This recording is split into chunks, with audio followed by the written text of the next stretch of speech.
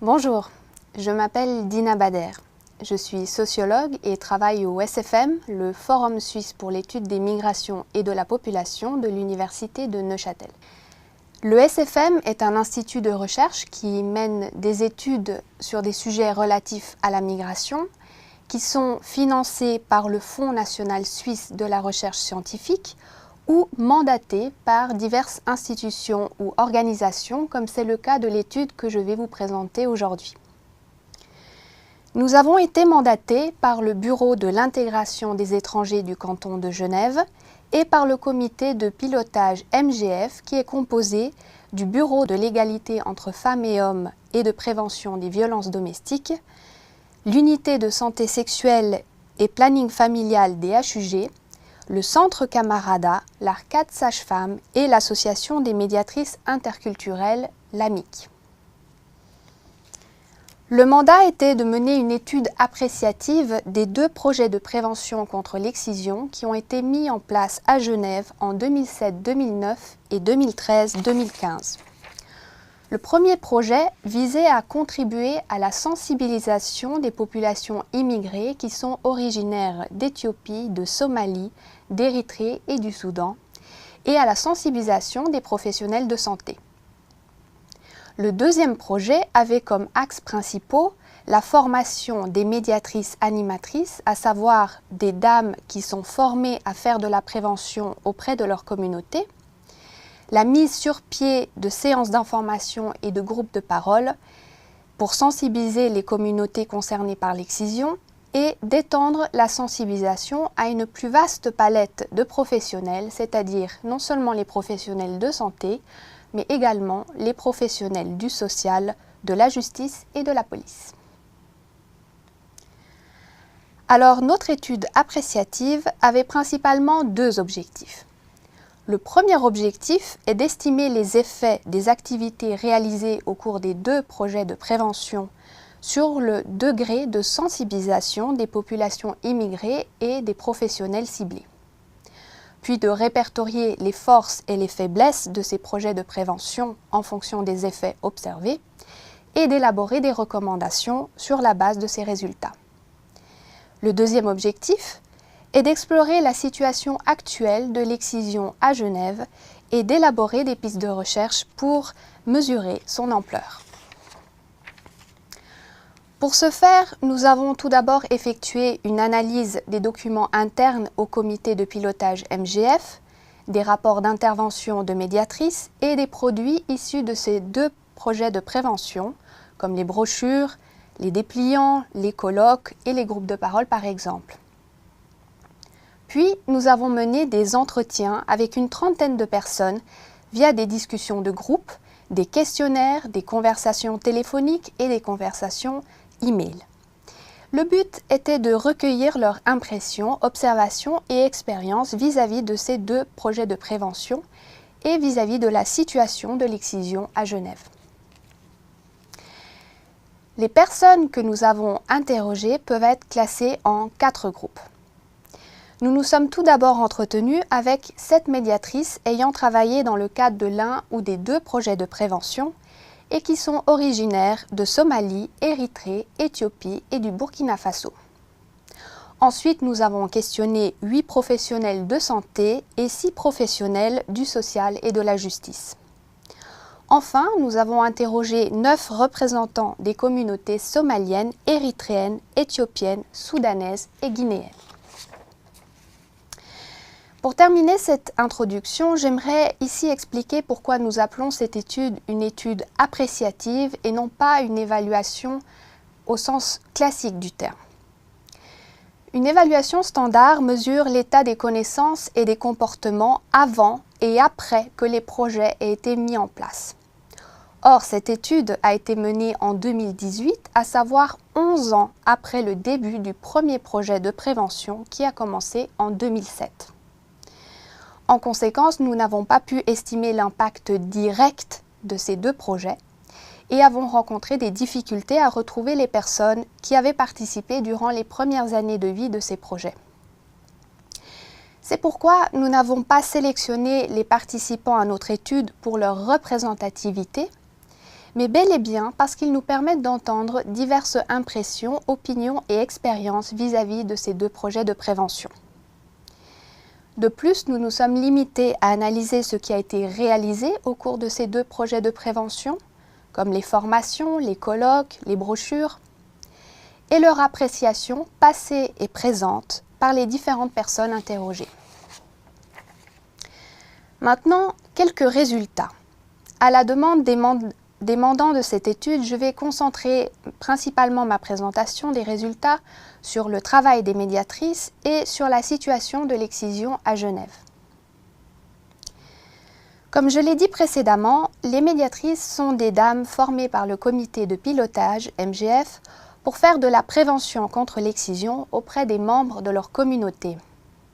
Elles interviennent soit seules, lors d'une fête ou lors d'une réunion organisée au domicile d'un particulier par exemple, soit elles travaillent en binôme avec un professionnel de santé dans des groupes de parole qui ont lieu dans une institution comme Camarada par exemple. Les médiatrices que nous avons interrogées ont toutes souligné la difficulté de ce rôle, mais aussi précisé s'être senties très soutenues par le comité de pilotage MGF et avoir beaucoup apprécié leur collaboration avec les professionnels de santé dans les groupes de parole. Alors le rôle de médiatrice est difficile selon elles parce que le sujet de l'excision est sensible puisqu'il touche à l'intime. Il leur faut trouver les mots justes pour convaincre, mais aussi des mots qui ne heurtent pas les populations qu'elles souhaitent sensibiliser. Elle nous raconte qu'au début de la conversation, les gens n'osent pas parler, mais qu'à la fin de la réunion, la plupart d'entre eux repartent contents d'avoir eu une discussion ouverte sur la question. Elle constate toutefois aussi qu'il y a des réactions plus contrastées. Les médiatrices rapportent avoir rencontré 4 types de réactions face au message de prévention contre l'excision. Il y a tout d'abord l'étonnement. Certaines personnes sont étonnées d'apprendre que l'excision existe, ou bien sont étonnées de savoir qu'elle perdure encore, ou alors que l'excision représente plusieurs types de pratiques.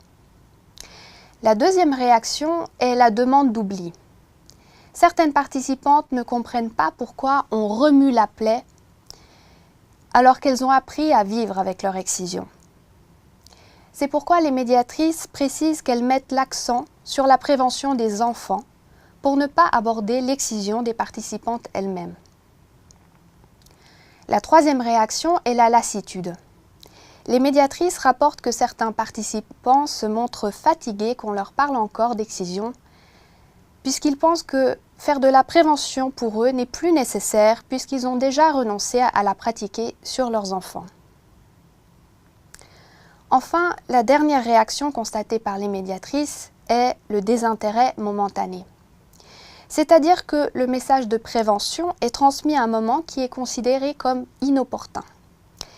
En effet, les médiatrices nous ont expliqué qu'il est difficile de faire de la prévention contre l'excision lorsque les parents ont leur esprit occupé par des soucis existentiels, comme par exemple le fait d'être sans papier, de vivre dans un foyer de requérants d'asile ou d'avoir reçu une attestation de délai de départ et ne savent pas de quoi leur lendemain sera fait.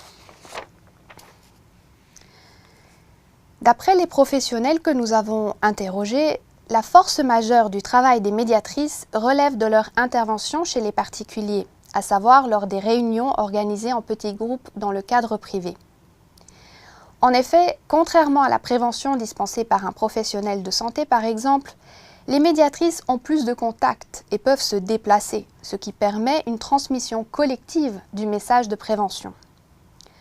De plus, elles ne se heurtent pas à la barrière de la langue et peuvent établir une relation de confiance privilégiée qui favorise la discussion sur des thématiques intimes et une meilleure réception du message de prévention.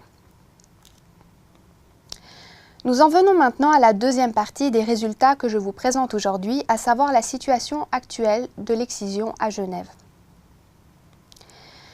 Lorsque nous avons demandé à nos répondants si l'excision se pratique à Genève, le constat est unanime.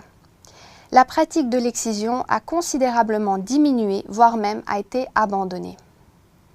En effet, d'un côté, tous les professionnels de la santé, du social et de la justice que nous avons interrogés déclarent n'avoir jamais été confrontés à un cas avéré d'excision commis après la migration en Suisse, et ce, alors que certains d'entre eux travaillent pour leur institution depuis plus de 10 ans. De même, ils affirment ne pas avoir connaissance de cas qui se seraient déroulés durant les vacances à l'étranger. Une professionnelle du social nous a toutefois rapporté qu'il y a eu des suspicions par le passé, mais qui, après vérification lors d'un examen médical, se sont révélées être de fausses alertes. D'un autre côté, les médiatrices et les représentants des communautés que nous avons interrogés pensent que, de manière générale, les personnes établies depuis longtemps en Suisse ont arrêté la pratique. Ils affirment qu'il y aurait eu quelques cas d'excision survenus durant les vacances qui ne sont pas connus des autorités, mais qui sont le propre d'une partie marginale des communautés et ne doivent pas être interprétés comme le signe d'une perpétuation généralisée de la pratique. C'est pourquoi, à leurs yeux, ces quelques cas ne représentent pas l'attitude générale qui est constatée dans les différentes communautés. En d'autres termes, nos répondants affirment que si les autorités n'ont pas connaissance de cas d'excision, c'est bien parce que la plupart des membres des communautés y ont renoncé, et non pas parce qu'il s'agit d'une pratique qui est accomplie dans l'ombre.